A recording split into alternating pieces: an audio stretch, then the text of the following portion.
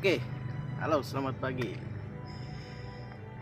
saudaraku semua, sebangsa dan setanah air, dimanapun kalian berada. Perkenalkan, saya Mirki Guka dari Flores, Nusa Tenggara Timur. Mungkin seperti itu saja perkenalan singkat. Tapi pada video kali ini saya ingin berbagi cerita, diskusi terkait dengan persoalan kebangsaan hari ini, bangsa Indonesia, yang menurut saya sebagai kaum muda banyak yang harus diberikan catatan kritis. Karena ya Indonesia akhir-akhir ini dihujani oleh berbagai macam persoalan.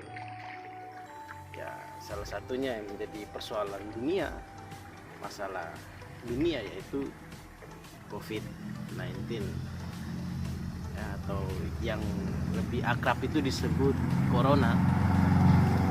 Tapi sebelum masuk pada aspek kesehatan, saya ingin bercerita tentang bagaimana sih mengatasi ya persoalan yang fundamental hari ini.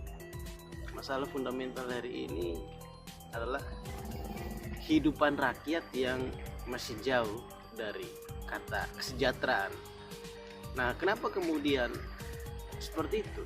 Sementara kalau kita kenal dari dulu, kita belajar ya, di bangku SD, SMP, bahkan SMA sampai perguruan tinggi, itu kita diajarkan bahwa negara Indonesia yang majemuk, yang kaya akan sumber daya alam, ya, dari Sabang sampai Merauke, itu terkenal dengan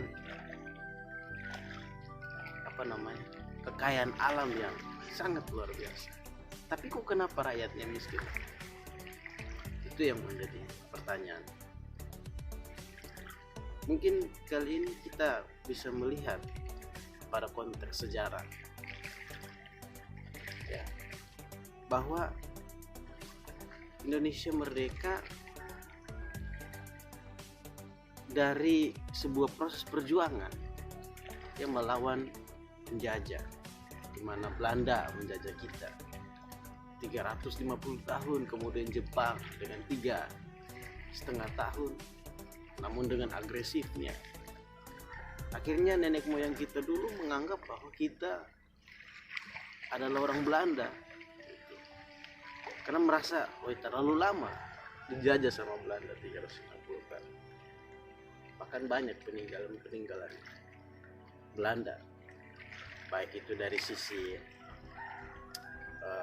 pertanian ditinggalkan, irigasi, komoditi yang kita kenal hari itu kan peninggalan Belanda. Dan hukum tata negara kita, sistem perpolitikan juga kita anut dari luar negeri ya, seperti itu. Nah, ketika kita sudah memerdekakan diri, di mana adanya pertikaian antara kaum muda dan kaum tua saat itu ya, di mana kelompok muda memaksa dan menculik kelompok tua, dalam arti Bung Karno dan Muhammad Hatta diculik, dan itu dijadikan sebagai peristiwa Rengas Dengklok ya. Dan kita memaksa, sebagai orang muda, kita memaksa orang tua untuk kemudian harus memproklamirkan kemerdekaan Indonesia, dan akhirnya Indonesia merdeka. Pertanyaan selanjutnya adalah ya, kenapa kemudian kalau kita sudah merdeka, lalu kapan kita bakalan sejahtera? Lantas bagaimana kita bisa sejahtera? Lewat cara apa kita akan sejahtera? Nah, perlu kita ketahui, sekarang kita sudah berada di sistem era pemerintahan yang demokrasi, Dalam arti ini adalah satu tuntutan reformasi yang telah diperjuangkan oleh para pejuang angkatan 98, yang akhirnya kita boleh menikmati kebebasan berpendapat, kita bisa menikmati kebebasan pers, multi partai untuk memperjuangkan segala kepentingan di situ sebagai wadah. Ya. Tapi perlu kita ingati bahwa apa yang menjadi cita-cita reformasi saat ini? Cita-cita reformasi itu kalau kita ketahui, selain pada dasarnya adalah penumpasan sisa-sisa Orde Baru, ya. Karena kita tahu bahwa di zaman Soeharto 32 tahun dia berkuasa, memang dia dikenal oleh segelintir orang bahwa dia sebagai babak pembangunan, tapi itu bagi mereka, bagi saya tidak. Kenapa saya katakan demikian? Ya, karena replita. Ya, Indonesia bagian timur saat itu dianektirikan. Kita tidak bisa pungkiri dan itu memang kenyataan. Ya, dan banyak orang-orang yang kemudian ingin bersuara, ingin bicara terkait dengan menghubungkan antara maksud daripada Pancasila dan kehidupan nyata, itu bahkan dianggap sebagai anti negara. Sementara yang perlu kita ketahui adalah kritik itu bukan berarti kita benci terhadap penguasa, bukan kita anti pemerintahan, bukan kita anti pembangunan, justru kita peduli terhadap pembangunan. Makanya kita kritik. Dengan mengkritik adalah salah satu alternatif untuk bisa memberikan solusi bagi pejabat, bagi pemimpin yang sudah berkuasa hari ini. Lanjut bahwa yang menjadi persoalan itu seperti tadi. Nah, bagaimana untuk menyelesaikan itu? Solusinya mudah, yaitu kita harus kembali pada cita-cita daripada reformasi. Ya, cita-cita reformasi itu adalah menghapus sisa-sisa kekuatan Orde Baru. Terus yang kedua, yaitu melawan korupsi, kolusi, dan nepotisme. Terus yang ketiga, menghidupkan kehidupan demokratisasi di segala bidang. Ya. Kemudian reformasi total di segala aspek-aspek kehidupan. Nah itu. Tapi yang saya lihat sekarang sepertinya di masa reformasi ini ternyata dengan adanya kebebasan berpendapat, dengan multi partai dan sebagainya, itu dimanfaatkan oleh dua generasi yang pernah hidup di zaman Orde Lama dan Orde Baru, yang merasa bahwa Orde Lama jauh lebih baik, begitu juga merasa bahwa Orde Baru jauh lebih baik, bahkan mereka ingin kembali ke zaman Orde Baru yang terkenal otoriter itu. Dan menurut kelompok-kelompok, kedua kelompok itu sementara bertarung dalam reformasi sekarang dan berusaha untuk meyakinkan rakyat dengan segala cara, sehingga segala metode mereka gunakan. Tapi yang perlu kita ketahui adalah mari kita belajar dari sebuah peristiwa sejarah yang benar. Mau kemanakah Indonesia ke depan? Karena kita ini negara kepulauan, tidak gampang untuk membangun negara yang yang beragam dan banyak pulau. Walaupun kemudian sudah diberikan sebagai daerah otonom, otonomi daerah, otonomi desa. Tapi kan itu kalau tidak dikuatkan dari sisi pertahanan, konsolidasi ya antar daerah, maka bisa-bisa akan terjadi keegoan, egosentris pada daerah-daerah tertentu. Dan itu akhirnya kecenderungan untuk membangun sebuah daerah terkadang terlepas dari amanat daripada universitas. Banyak yang melenceng akhirnya, ya, banyak yang tidak sesuai. Karena apa? Ya karena itu, karena telah diberikannya semacam legitimasi kekuasaan untuk kemudian mereka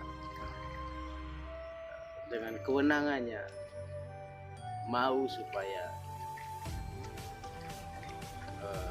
mengatur daerahnya itu untuk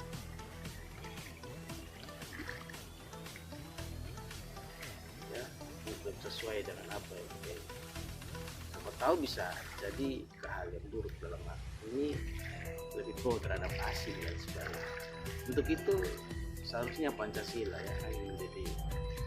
yang menjadi solusi utama.